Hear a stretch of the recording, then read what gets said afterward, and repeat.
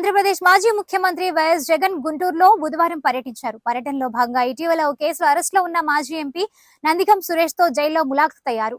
ఈ సందర్భంగా ఏర్పాటు చేసిన మీడియా సమావేశంలో వరదలలో ప్రభుత్వం చేసిన తప్పిదాల నుంచి కప్పిపుచ్చుకునేందుకు ప్రభుత్వం ఈ అక్రమ అరెస్టు పర్వం కొనసాగిస్తోందని విమర్శించారు. అరెస్టు కాబడిన సురేష్ కు అప్పుడు టీడీపీ కార్యాలయంపై దాడికి ఎటువంటి సంబంధం లేదని స్పష్టం చేశారు. కేవలం ప్రతిపక్ష పార్టీలోని వ్యక్తులు అరెస్ట్ చేసినట్లయితే తను చెప్పిన హామీలపై ప్రజలు తనను ప్రశ్నించారని ముఖ్యమంత్రి అనుకుంటున్నారని చెప్పారు. కేసులకు ప్రతిపక్ష పార్టీ భయపడేది లేదని, భవిష్యత్తు వైసీపీదేనని జగన్ ధీమా వ్యక్తం చేశారు. ఈ పర్యటనలో జగన్ వెంట మేయర్ కావటి మనోహర్ నాయుడు, మాజీ మంత్రి రజనీ, ఎమ్మెల్సీ యేసురత్నం, ఎంపీ అయోధ్య రామిరెడ్డి, మాజీ మంత్రి పేర్ని నాని, అంబటి రాంబాబు, పలువురు పార్టీలోని ముఖ్య నాయకులు, కార్యకర్తలు పెద్ద సంఖ్యలో హాజరయ్యారు. రాష్ట్ర వ్యాప్తంగా ఆ ముఖ్యమంత్రిని ప్రేమించే వాళ్ళు, వైఎస్ఆర్ కాంగ్రెస్ పార్టీని అభిమానించే వాళ్ళు, రాష్ట్ర వ్యాప్తంగా ఉన్న వాళ్ళందరికీ కూడా కడుపు మండదా? ఎవరైనా చెబితేనే వాళ్ళకి చేస్తారా? కడుపు మండిన వాళ్ళు, ఈ అన్యాయాన్ని చూడాలనుకునే వాళ్ళు, చూడకూడదు అని అనుకునే వాళ్ళు కొంతమంది తెలుగుదేశం పార్టీ ఆఫీస్ దగ్గరికి వెళ్ళి ధర్నా చేశారు.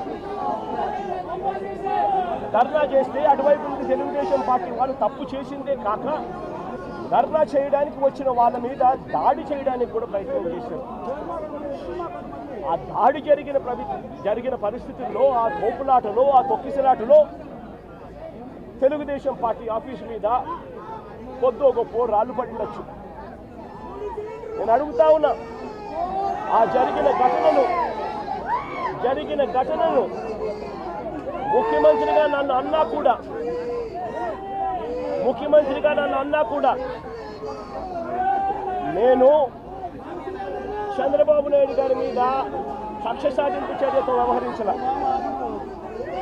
రాళ్ళు పడినాయి అని చెప్పి ఎప్పుడైతే తెలిసిందో వెంటనే అటువంటి ఆ ఘటనకు పోయిన వాళ్ళందరినీ కూడా ఎవరెవరు పోయారు అని చెప్పి ఆధారాలు చూసి, అక్కడ ఉన్న సీసీ కెమెరాలో, అక్కడ ఉన్న ఒక్కొక్క సెల్ ఫోన్ లొకేషన్స్, ఇవన్నీ ఆధారాల మేరకు చూసుకొని ఎవరెవరైతే పోయారో వాళ్ళందరినీ కూడా 41A ఇచ్చి వాళ్ళ అభిమానం ఎంత దారుణంగా ఉంది అని అంటే నిజంగా నాకు ఆశ్చర్యం కలిగించే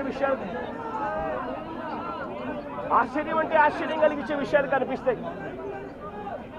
ఇదే పెద్ద మనిషి చంద్రబాబు నాయుడు గారు ఎంత రెడ్ బుక్ పాలనలో నిమగ్నమై ఉన్నాడు అనంటే, పరిపాలన ఎంత గాలికి వదిలేశాడు అనంటే, ఇదే పెద్ద మనిషి చంద్రబాబు నాయుడుకు తుఫాను వస్తూ ఉంది అని సంకేతం తెలుసు. బుధవారం నాడే తుఫాను, శుక్రవారం సాయంత్రం నుంచి తుఫాను రాబోతా ఉంది, భారీ స్థాయిలో వర్షాలు పడతాయి, అతి భారీ వర్షాలు కురుస్తాయి శుక్రవారం సాయంత్రం నుంచి అని తనకు అలర్ట్ వచ్చింది. బుధవారం నాడే చంద్రబాబు నాయుడు దగ్గర బుధవారము, గురువారము, శుక్రవారం మధ్యాహ్నం దాకా టైం ఉండేది. కానీ చంద్రబాబు నాయుడు గారు అనే వ్యక్తి ఎంతగా ఈ మనిషి రెడ్ బుక్ పాలన మీద ధ్యాస పెడతా ఉన్నాడో తప్ప ప్రజల అగసాట్ల మీద ధ్యాస పెట్టడం లేదన్న దానికి ఇదే నిదర్శనం. 2.5 రోజు టైం ఉన్నా కూడా, బుధవారము, గురువారము, శుక్రవారం మధ్యాహ్నం దాకా టైం ఉన్నా కూడా చంద్రబాబు నాయుడు గాలికి వదిలేశాడు ప్రజలను. తాను అదే రోజే, బుధవారం రోజే, అలర్ట్ వచ్చిన రోజే తాను రివ్యూ మీటింగ్ తీసుకుని ఉంటే డ్యాములన్నీ ఒకవైపున నిండి ఉన్నాయి అన్న సంగతి తనకు తెలుసు. పై రాష్ట్రాల నుంచి, మహారాష్ట్ర నుంచి, కర్ణాటక నుంచి, తెలంగాణ నుంచి నీళ్లు వస్తున్నాయని సంగతి తెలుసు. మాన్సూన్ వల్ల అటు పై రాష్ట్రాల నుంచి వరదలు వస్తానప్పుడు పెద్ద మంచి చంద్రబాబు నాయుడు గారు అన్న మాటలు ఏమిటి? ఎన్నికలప్పుడు పెద్ద మంచి చంద్రబాబు నాయుడు గారు ప్రతి ఎమ్మెల్యే అభ్యర్థిని ఇంటికి పంపించి డోర్ టు డోర్ క్యాంపెయిన్ చేస్తూ అన్న మాటలు ఏమిటి? పిల్లాడు గడపడితే చాలు,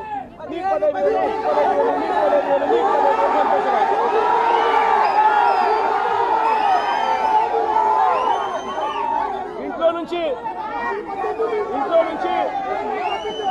ఆ పిల్లల అమ్మ బయటకు వచ్చింది అంటే, ఆ అమ్మతో పాటు వారి చిన్నమ్మనో, వారి పెద్దమ్మనో బయటకు వచ్చిందనంటే నీకు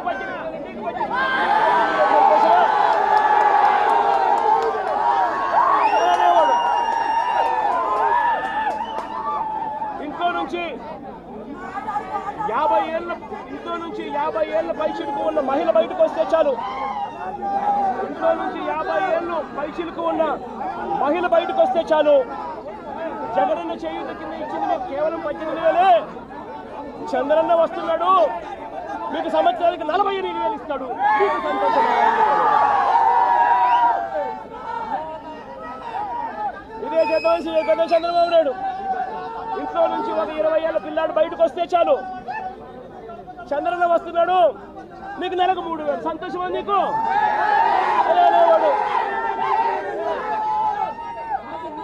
ఇంట్లో నుంచి కండువా వేసుకొని రైతు బయటకు వస్తే మీకు 20,000. సంతోషమా?